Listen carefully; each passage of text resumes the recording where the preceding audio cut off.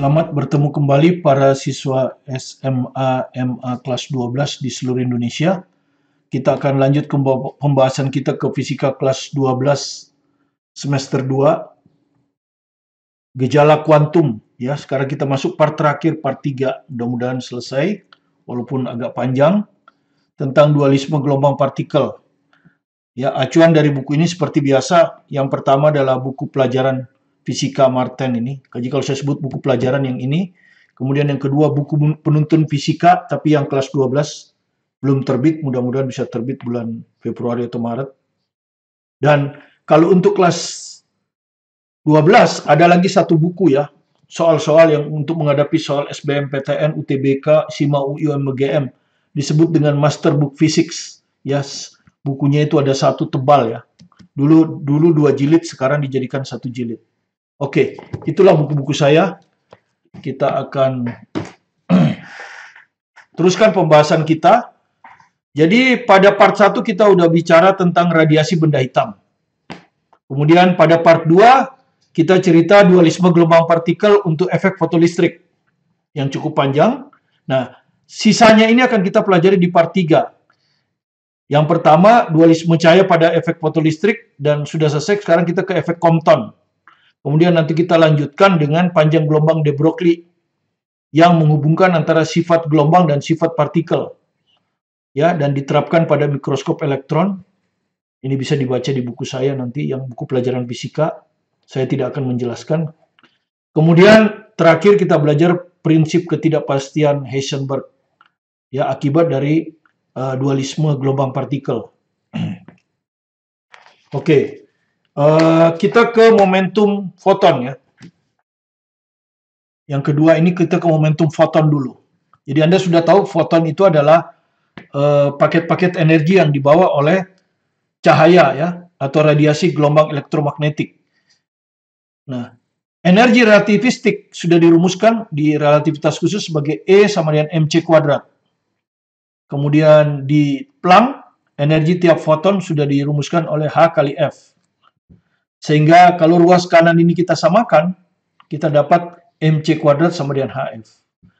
Frekuensi itu C per lambda. Ya, sehingga akhirnya kita dapat C-nya bisa kita coret 1 ini. Kita dapat mc sama dengan H per lambda. Nah, mc ini adalah momentum relativistik sebuah foton. Ya, karena foton itu dia merambat dengan cepat rambat cahaya. Ini bisa kita tulis sebagai P ya. Jadi momentum foton P itu dirumuskan oleh H per lambda. Kalau momentum partikel kan mv ya. V-nya cepat rambat ya. Kalau foton kan V-nya sama dengan C. Ya. Jadi momentum foton adalah P sama dengan H per lambda. Atau yang paling sering lambda sama dengan H per P. Nanti kita akan lihat lambda ini adalah sifat gelombang, sedangkan P ini adalah sifat partikel. Ya. Jadi momentum foton itu rumusnya ini. Ya. Oke, kita buat dulu rumus tentang momentum foton, bagaimana menghitung momentum foton ya. Kita ambil dari buku pelajaran fisika Martin. Ya. Cahaya kuning mempunyai panjang gelombang 6600 ampere. Cahaya kuning itu dia akan berfungsi sebagai foton yang punya energi ya. Jadi lambdanya adalah 6600 angstrom. Nah, satuannya kalau di internasional ini adalah 6600 kali 10 min 10 meter ya. Gitu ya. Oke. Kalau kita mau hilangkan nolnya ini jadi sama dengan 66 ya. 66 kali, berarti 10 pangkat 2, 10 min 8 meter. Nah. Jika tetapan Planck 6,60, jadi 6,00 kali 10 min 34 joule sekon, dan kelajuan cahaya dalam hampa, C kecil ya, 3 kali 10 pangkat 8, tentukan momentum cahaya kuning. Ya, momentumnya. Anda sudah tahu rumus yang sering kita pakai adalah panjang gelombang, lambda sama dengan H per V. Jadi kalau kita ditanya momentum, berarti P sama dengan H per lambda. Ya, tinggal dimasukkan. Jadi P-nya sama dengan H-nya ini 6,60 kali 10 min 34 panjang gelombangnya ini 66 kali 10 min 8, dan kalau satuannya internasional, momentum itu kan M kali V. M itu kilogram, V itu meter per sekon ya, jadi kilogram meter per sekon ya. Atau kalau dalam pangkat, kilogram meter sekon min 1. Nah, ini satuan dari momentum foton cahaya kuning ya, tinggal dihitung saja. Ini tentu 10, sehingga ini nanti akan 10 min 34, ya toh. Nah, ini 10 kali 10 min 8, 10 min 7. Min 7 naik plus 7. Nah, begini. Jadi sama dengan 10 pangkat min 27 ya. Kilogram meter sekon min 1. Inilah momentum dari foton dari cahaya kuning ya. Momentum foton dari cahaya kuning. Oke, kita lanjutkan dengan yang ketiga, efek Compton. Ya, efek Compton. Ya, jadi di efek Compton ini juga cahaya yang kita kenal sebagai gelombang itu akan bersifat sebagai partikel. Partikel akan memiliki energi foton, ya, disebutnya kuantum. Jadi apa itu efek Compton? Percobaannya seperti berikut. Ini ada foton ya, misalnya foton sinar X, ya, foton cahaya lah. Ya, semula dia mempunyai panjang gelombang lambda. Tentu energinya E ya. Kalau ada energi, energinya E. Kemudian di sini ada elektron diam. Nah, foton sinar X ini ditembakkan, ditumbuhkan pada elektron diam. Itu percobaannya. Ya, elektron itu adalah partikel ya. Karena dia memiliki massa. Biasanya massa diamnya M. Nah, setelah tumbukan, jadi kalau ini sebelum tumbukan ya. Peristiwa yang sebelah kiri ini sebelum tumbukan. Ya. Sebelum foton menumbuk elektron. Nah, sebelah kanan ini sesudah tumbukan. Sesaat sesudah tumbukan. Apa yang terjadi? Elektron akan terpental. Tadinya diam, dia sekarang akan terpental dengan kecepatan V. Kelajuan V. Sementara foton, tadinya dia bergerak arah aslinya ke sana ya. Arah aslinya ke sana tuh. Ini arah asli ya. Arah asli dari foton. Anggap aja lurus. Dia juga akan terpental, membentuk sudut theta, sudut simpang theta. Dan gelombangnya lebih panjang. Kalau Anda lihat lebih panjang, di sini lebih pendek kan? Ya, ini lebih panjang. Ya, jadi foton terhambur akan memiliki panjang gelombang yang lebih panjang dari lambda. Anda sudah tahu kalau panjang gelombang lebih panjang itu energinya lebih kecil. Ya, karena energi berbanding terbalik dengan panjang gelombang. Kalau dengan frekuensi berbanding lurus. Oke? Nah, energi foton setelah terhambur lebih kecil daripada energi foton yang datang. Nah, selisih energi itu diserap oleh elektron, sehingga elektronnya bisa terpantul dengan kecepatan V. Ya. Nah, kita tidak akan menurunkan di sini, ya. Tapi tumbukan antara foton sinar X, tumbukan antara foton sinar X dan elektron ini dianggap tumbukan lenting sempurna ya.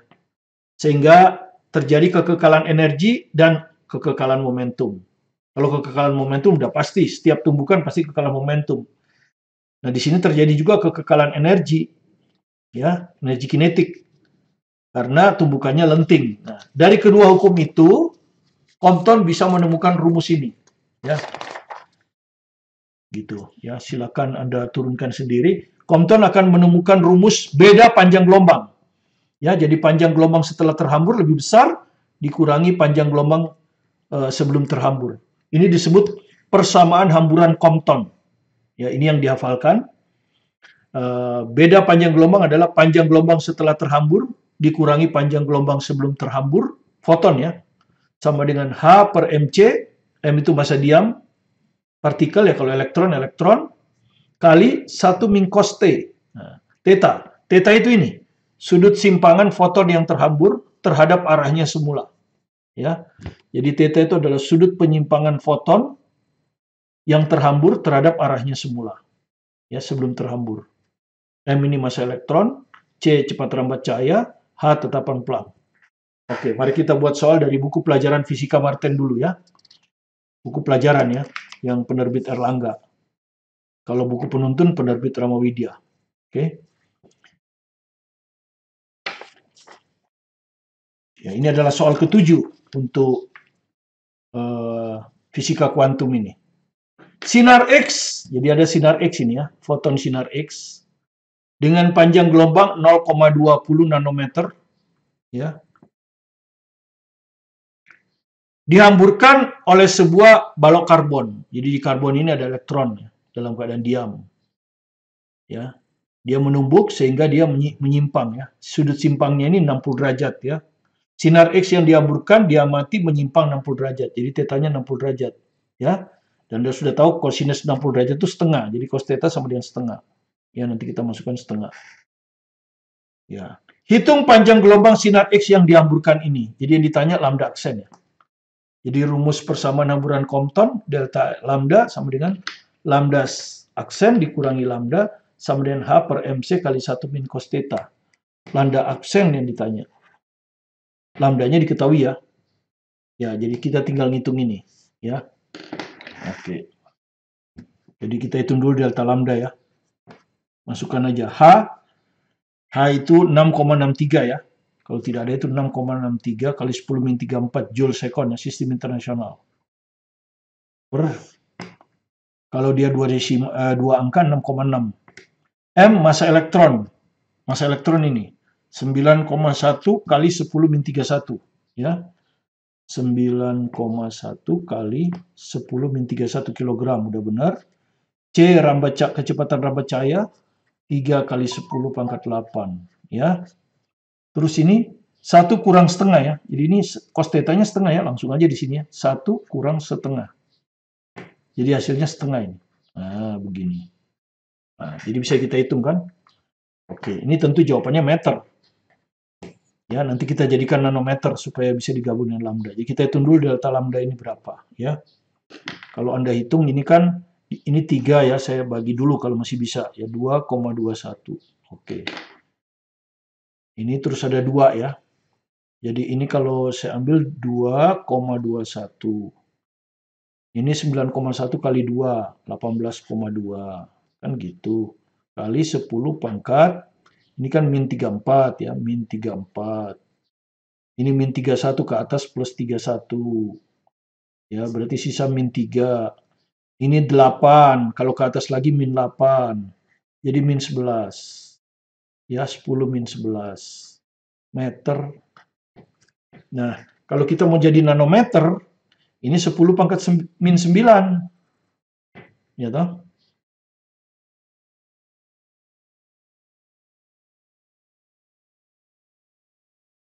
Oke, seperti itu ya. 10 min 11 meter. Ya, jadi kalau ini Anda hitung ya, 2,21 ini kira-kira 1/9. Ini hasilnya adalah 0, ya. 22,1 ya. Jadi 0,121. Nah, begini ya. 0,121 kira-kira begitu. Kali 10 min 11. Nah, kalau mau dijadikan nanometer, berarti ini dikalikan 10 pangkat 9 kan? Maka jadi nanometer. Maka ini masih digeser 2. Jadi 0 digeser lagi 2. Ya, 0,0012 nanometer. Nah, inilah delta lambdanya. Sedangkan delta lambda itu apa? Lambda aksen min lambda ya. Lambda aksen min lambda sama dengan 0,0012. Yang ditanyakan lambda aksen. Jadi lambda aksen sama dengan lambda tambah 0,0012. Nah, lambdanya diketahui kan? Ini 0,20 ya. Ini nanometer kan? 0,20 ditambah 0,0012. Nanometer ya. Jadi kita jadikan nanometer. Jadi hasilnya adalah 0,201. 2 nanometer. Nah, ini ya. Ini hanya tinggal hitungan angka. Oke, kita lanjut ke contoh yang kedua berikutnya. Masih hamburan Compton, tapi dalam bentuk soal kualitatif. Ya, soal kualitatif diambil dari ujian masuk Undip 2014. Diambil di buku penuntun Fisika Martin ya. Kelas 12. Nah, kita tinggal lihat ya. Pertama kita periksa pernyataan sebelum sebab ya. Ini yang kita sebut pernyataan. Yang ini kita sebut alasan. Kalau dua-duanya benar, baru kita cari hubungannya. Tapi kalau salah satu salah, nggak perlu dicari hubungan. Nah, kita lihat ya.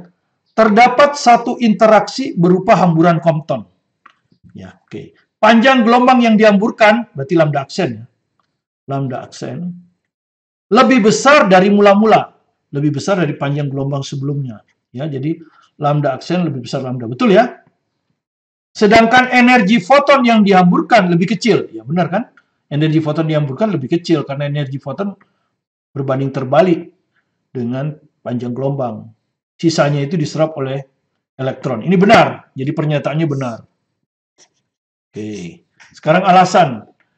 Pada proses serapan foton oleh suatu bahan, serapan energi foton maksimum hanya terjadi pada proses interaksi Compton. Anda perhatikan. Ini foton ya, diserap oleh elektron. Yang diserap hanya sebagian ya. Sebagian lagi fotonnya tidak hilang, tidak musnah. Fotonnya tidak musnah. Jadi yang diserap oleh partikel hanya sebagian. Sementara kalau efek fotolistrik, Anda sudah tahu, efek fotolistrik itu satu foton akan menyerahkan seluruh energinya kepada elektron. Sudah itu fotonnya musnah. Jadi proses serapan foton itu yang paling efisien adalah pada efek fotolistrik. Bukan pada proses interaksi Compton. Jadi ini salah ya. Ya, ini salah. Karena di sini dibilang serapan energi foton maksimum hanya terjadi pada Compton. Terbalik ya, harusnya pada efek fotolistrik. Jadi ini salah. Ya, jadi pada efek Compton, energi foton yang serap hanya sebagian untuk membuat elektron dari diam bergerak. Sebagian lagi masih tetap, fotonnya nggak musnah. Sementara kalau di efek fotolistrik yang sudah kita pelajari, satu foton akan berinteraksi dengan satu elektron. Seluruh energi foton akan diserahkan kepada elektron, kemudian fotonnya musnah. Tidak ada lagi fotonnya. Ya, jadi lebih efisien efek fotolistrik. Benar salah itu jawabannya C. Ya, jadi jawabannya C. Nah, ini soal kualitatif kan. Kalau kita nggak ngerti, kita hanya menghafal rumus. Susah, karena itu saya membawakannya tidak menghafal rumus. Tapi saya jelaskan satu-satu supaya kalau Anda menghadapi soal kualitatif, ya Anda bisa menyelesaikannya dengan baik. Ya, beda kalau Anda cuma main hantam rumus-rumus. Kurang bermakna pelajaran Anda. Oke, itulah tentang efek Compton ya. Kita masih ada lagi efek Compton, satu soal lagi. Kita ambil dari buku penuntun fisika ya, yang baru terbit belum terbit, yang baru terbit kelas 2. Mudah-mudahan segera terbit, tapi soal seperti ini jelas ada di buku Maestro ya. Buku Master, bukan buku Maestro. Di buku ini juga ada soal itu ya. Karena buku ini adalah kumpulan soal dari kelas 1 sampai kelas 3. Dinyatakan dalam satu buku cukup tebal, sekitar 600 halaman. Ya. Anda bisa membelinya, memilikinya ya. Kita lihat dalam efek Compton, ya efek Compton jadi masih sebuah foton dengan energi E, ya, terhambur melalui sudut 90 derajat. Nah, jadi sudut hamburannya 90 derajat. Saya nggak akan gambar lagi ya karena kita sudah gambar tadi. Jadi ini terhamburnya 90 derajat, ya. Tetanya 90 derajat, ya. Nah, ini tetanya 90 derajat. Cos theta cos 90 derajat. Cos 90 derajat itu 0. Sehingga nanti ada rumus 1 min cos theta ini, kita masukkan 1 saja. Ya. Jadi kalau kita masukkan ini ke sini, maka untuk persamaan hamburan Compton adalah panjang gelombang sesudah dihambur, dikurangi sebelum dihambur, sama dengan H per MC. Karena ini 1 kurang cos theta sama dengan 1. Oke. Ya. Nah, kemudian, dari sebuah elektron diam, ya, jadi massa elektron diamnya M. Energi dari foton yang terhambur adalah energi dari foton yang terhambur ya. Jadi E aksen ini maksudnya. E aksen sama dengan berapa? Ya. Dinyatakan dalam E, Anda lihat ada E, M dan C ya. Jadi dinyatakan dalam energi foton sebelum terhambur dikali massa diam elektron dikali cepat terambat cahaya. Yang mana? Ya kan? Oke. Pertama kita simpan dulu rumus ini ya. Ini ada energi. Nah, sebelum terhambur energinya adalah Hc per lambda. Berarti lambdanya, lambda panjang gelombang sebelum terhambur, panjang gelombang foton sebelum terhambur adalah Hc per E. Sesudah terhambur energinya E aksen, lebih kecil tentu ya. Aksen pasti lebih kecil dari E. Karena sebagian diserap oleh elektron. Ini akan sama dengan Hc per lambda aksen. Dari sini kita dapat apa? Lambda aksen sama dengan Hc per E. Nah, ini kita substitusi di persamaan satu ini, bintang ini. Ya, jadi kalau kita substitusi kita dapat lambda aksen min lambda kan? Ya, ini saya tulis lagi ya. Lambda aksen min lambda sama dengan A per MC. Cos theta-nya udah saya masukkan ya. Lambda aksennya ini. Dimasukin sini ya. Jadi Hc per E dikurangi lambda ini. Hc per, ini. Lambda aksen, E-nya E aksen dong. E-nya E aksen. Nah, yang ditanyakan kan E aksen. Ini yang ditanyakan kan. Kurang lambda. Lambda ya Hc per E. Sama dengan H per MC. Sudah seperti ini.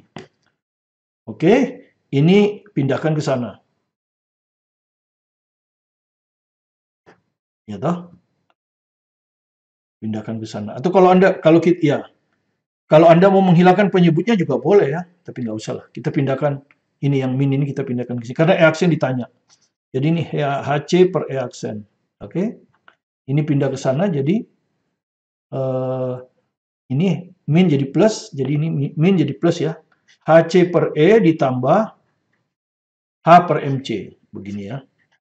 Nah, baru ruas kanan kita selesaikan dulu. Ini kan belakangan aja. Yang ruas kanan kita samakan penyebutnya dengan E kali M kali C. E kali M kali C. Di sini ada ya.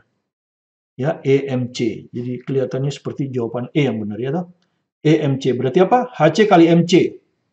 Ya, Hc kali MC. Ini Hc kali MC. Ditambah silang gitu kan ya. H kali E. Nah, begini. Oke, yang kiri tetap Hc per E aksen. Begini. Oke. Nah, kalau Anda lihat ini ada H, ada H, ada H. Jadi bisa dicoret ya. Kalau dibagi H kan hilang semua ini. Nah. Oke. Nah, sekarang kita mau cari E aksen. Udah E aksen kita tulis. Ya, per. Nah, kali silang kan? E aksen dikalikan dengan ini. Ini. C kali MC. MC kuadrat. Ditambah E ya. Nah, yang ini di bawah ya. Yang ini di bawah. EMC kali C. Ya kan? Jadi EMC kali C. Nah, kan gitu. Oh iya. Ini justru terbalik, sorry. Ya. Ini kan E aksen di bawah, berarti lawannya harus di ini. Nah, ini kan E aksen ini justru harus di bawah sini, ya. Jadi MC kuadrat di sini ditambah E gitu, ya kan? Sisanya ini lawannya C kali EMC. Kalau kita kalikan benar sekarang ya. Jadi EMC kuadrat ya, EMC kuadrat. EMC kuadrat per E plus MC kuadrat ya. E plus MC kuadrat. Oke, jadi jawabannya E. Nah, kita lanjut ke bagian 4, panjang gelombang de Broglie. Jadi dari dualisme cahaya kita udah tahu bahwa cahaya ini umumnya dikenal memiliki sifat gelombang. Umumnya dikenal memiliki sifat gelombang. Dan itu sudah dibuktikan jauh sebelumnya ya, yaitu pada interferensi Young, difraksi, ada difraksi Fresnel dan sebagainya. Sudah kita pelajari ya. Kemudian gelombang cahaya ini ternyata bisa bersifat sebagai partikel pada peristiwa efek fotolistrik. Ya, di situ cahaya berfungsi sebagai foton, paket-paket energi. Bisa demikian juga sifat partikel itu muncul pada hamburan Compton. Ya. Kemudian oleh kita sebelumnya waktu menghitung momentum foton, sifat partikel diwakili oleh momentum, sifat gelombang diwakili oleh lambda. Dan kita dapatkan momentum foton adalah H per P. Nah, dengan memperhatikan sifat dualisme cahaya, di mana cahaya yang terkenal sebelumnya sebagai gelombang dapat bersifat sebagai partikel. Louis de Broglie berpikir kebalikannya. Kalau gelombang bisa bersifat sebagai partikel, bisakah kebalikannya partikel bersifat sebagai gelombang? Partikel misalnya diwakili oleh elektron. Bisakah elektron berfungsi sebagai gelombang sehingga elektron bisa menghasilkan difraksi, yang terkenal itu difraksi ya. Elektron bisa menyebabkan difraksi. Nah, itu ya pertanyaannya Louis Broglie. hipotesanya, karena itu disebut hipotesa, karena dia sendiri tidak membuktikannya. Nah, jika ini bisa dilakukan, maka dari momentum foton, maka P-nya saya ganti M kali V. Karena untuk partikel, momentum itu adalah massa kali kecepatan untuk partikel. Massa partikel kali kecepatan partikel.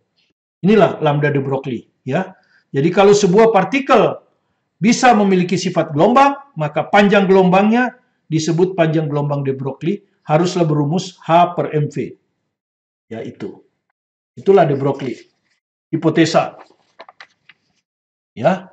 3 tahun kemudian, hipotesa daripada Louis de Broglie dibuktikan oleh Davison dan Germer, yaitu dia berhasil mengamati difraksi elektron. Ya. Jadi partikel punya sifat gelombang, karena itu mengalami difraksi. Kemudian 1 tahun kemudian dibuktikan lagi oleh G.P. Thomson dengan mengamati pola difraksi elektron pada foil-foil emas, ya, daun-daun emas yang sangat tipis. Dengan demikian terbuktilah bahwa partikel bisa bersifat sebagai gelombang. Sehingga akhirnya terjadilah sifat universal. Gelombang bisa berlaku sebagai partikel, partikel juga bisa berlaku sebagai gelombang.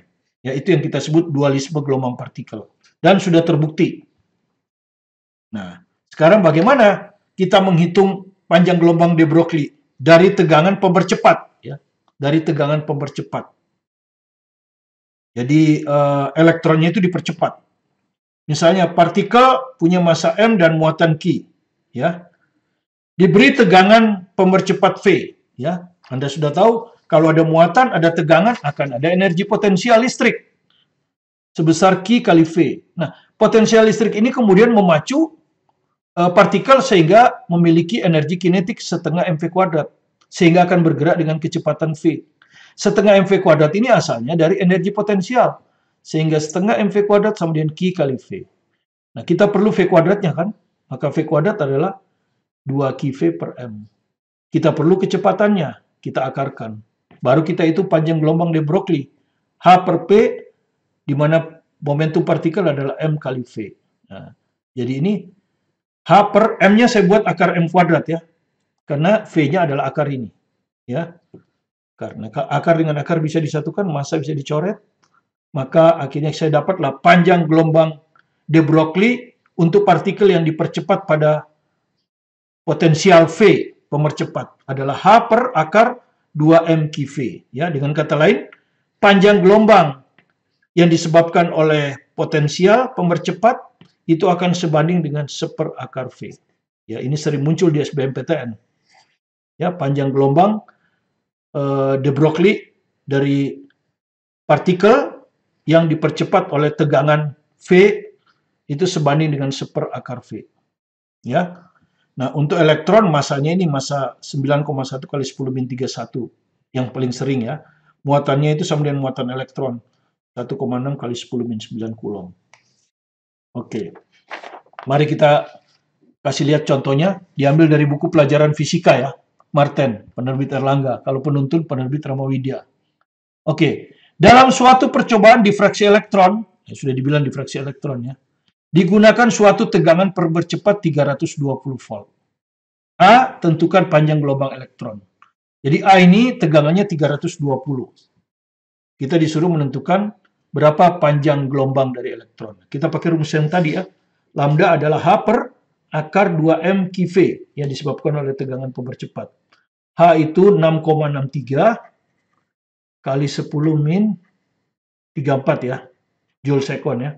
Dibagi akar 2, massa elektron itu 9,1, ya.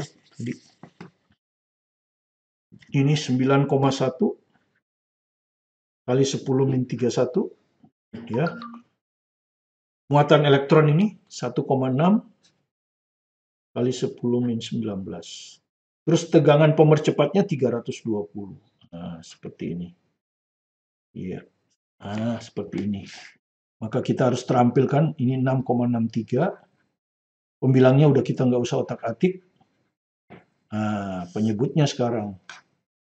Kalau Anda perhatikan, ini bisa saya buat 16, ya. 320 ini kalau saya ambil 32, ini kan 2 kali 16. 16 dengan 16 bisa keluar. ya kan?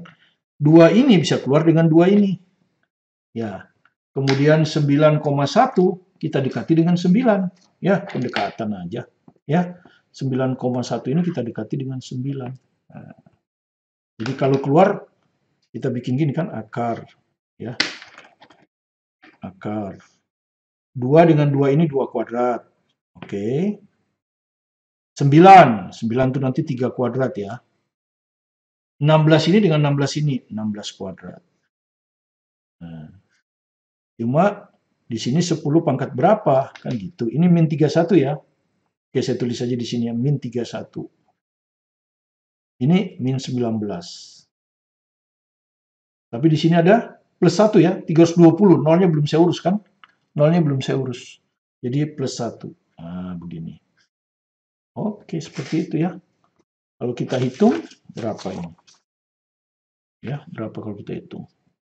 Sama dengan 6,63 kali 10 min 34. Jadi Anda juga harus punya keterampilan hitung-menghitung ya. Yang pendekatan 2 kuadrat keluar 2.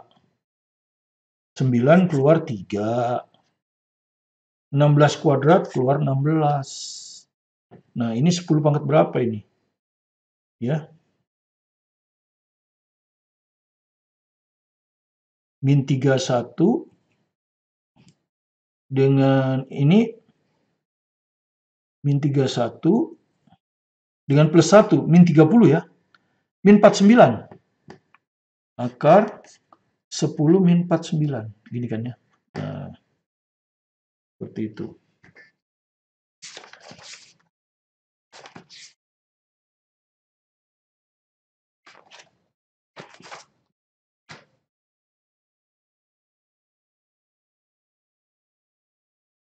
Oh, sorry, ada kekeliruan saya. Ini 0 nggak perlu.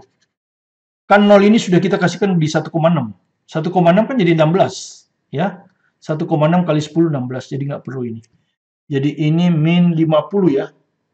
Min 50. Udah pas. Ya, jadi hasilnya adalah 6,6 bagi 3, 2,21. Jadi hasilnya 2,21 per 32 kali ini 10 min 34. 10 min 50 kalau diakarkan 10 min 25. Nah, sudah. Ya. Nanti dengan demikian Anda bisa menghitung ini. Ya, nggak usah pakai kalkulator, Anda bisa hitung itu. Ya. Itu hasilnya adalah, kalau Anda hitung,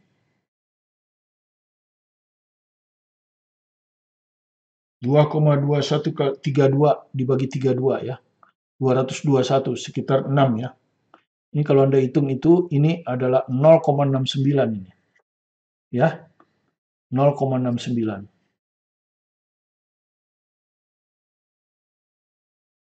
Ya.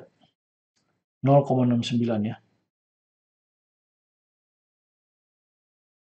Jadi ini kan kalau Anda hitung kan 221 bagi 32.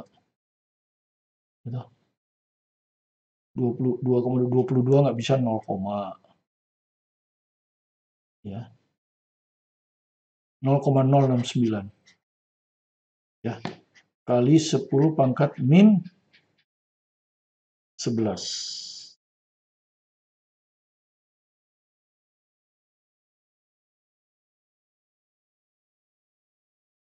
Ya, 10 min 11 berapa? Min 9. Nah, gini. Terus kalau mau satu desimal, maka ini jadi 6,9 kali 10 min 11 meter ya. Oke, itu ya panjang gelombangnya. Itu hanya hitung-hitungan. Oke, kita lanjutkan ke soal nomor 11. Ya, sekarang kita ambil dari Graduate Record Examination Physics Test ya. Kita ambil dari situ. Oke. Sebuah partikel bebas dengan energi kinetik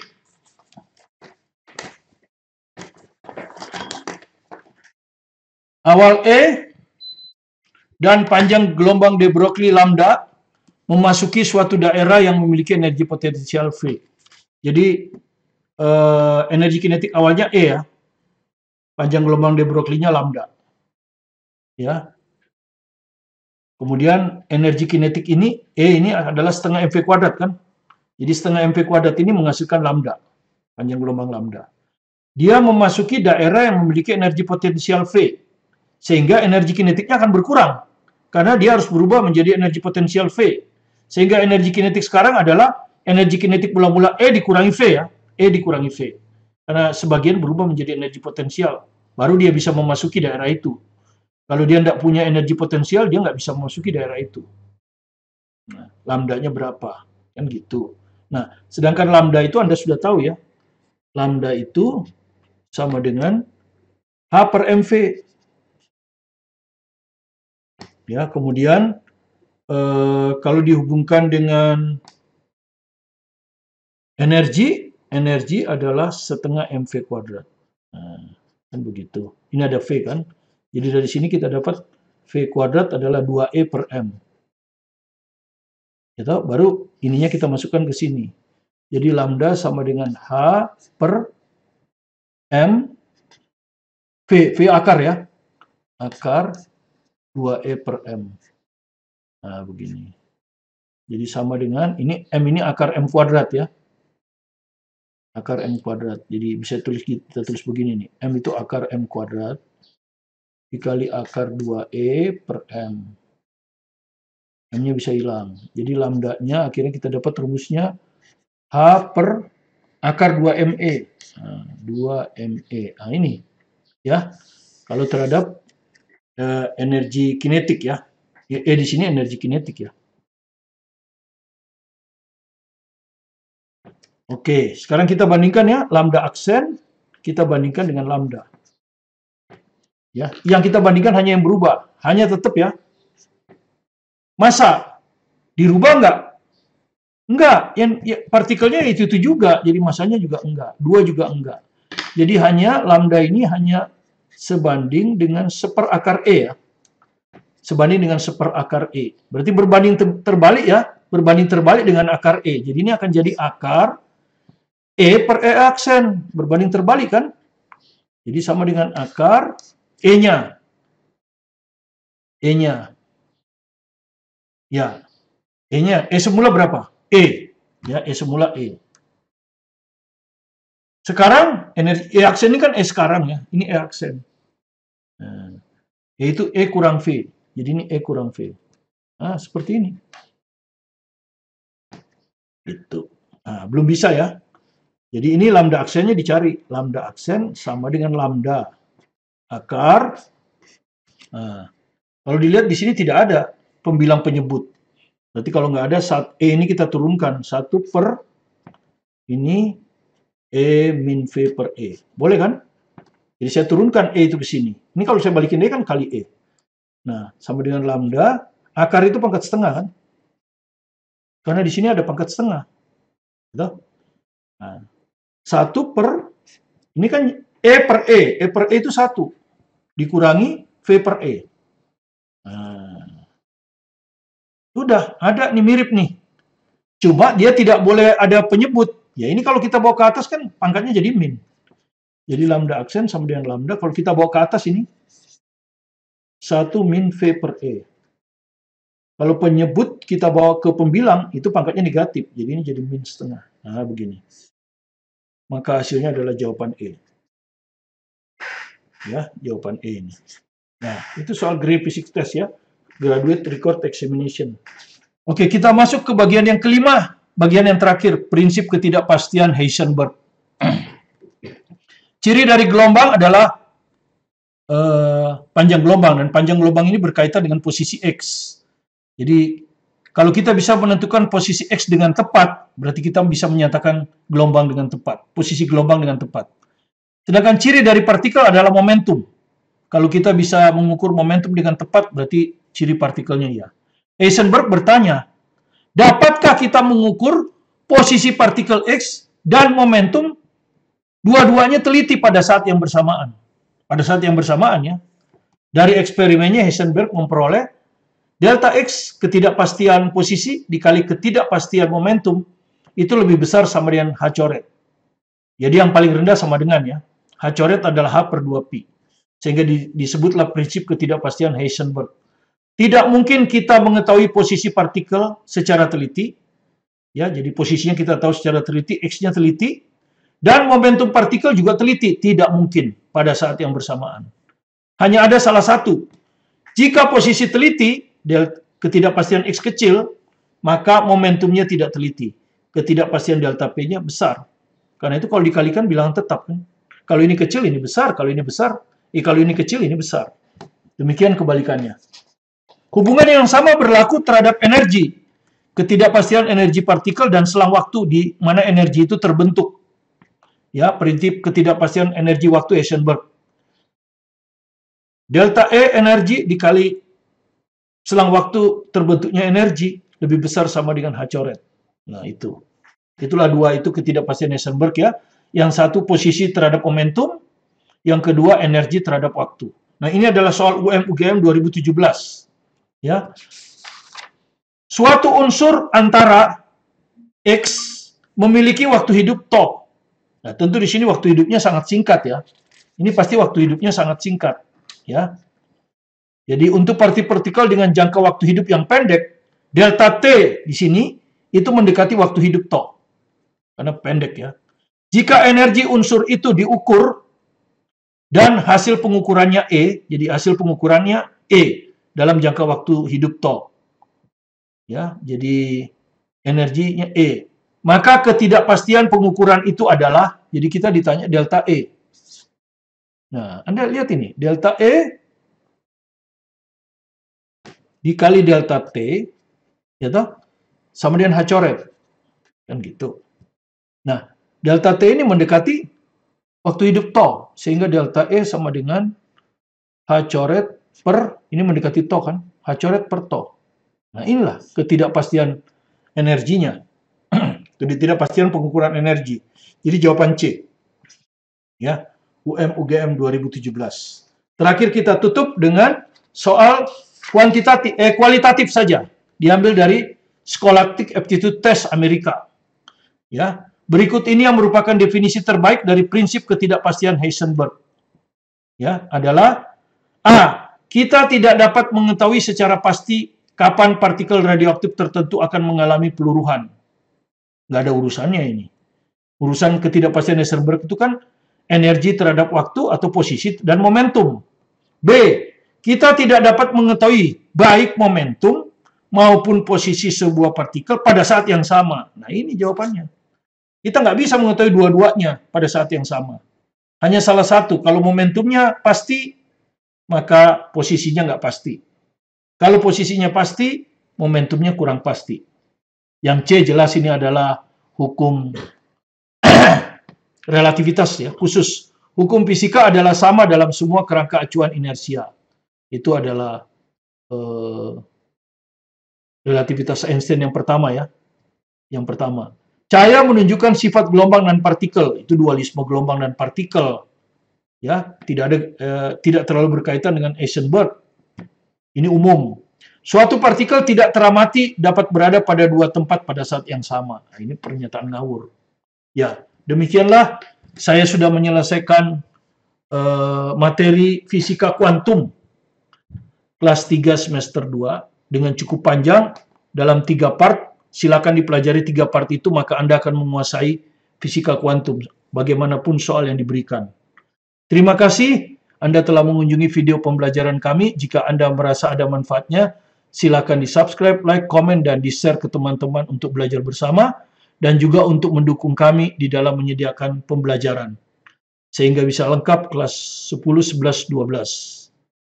Sukses bersama Anda, tetap semangat belajar mandiri di rumah. Saya Martin Kanginan.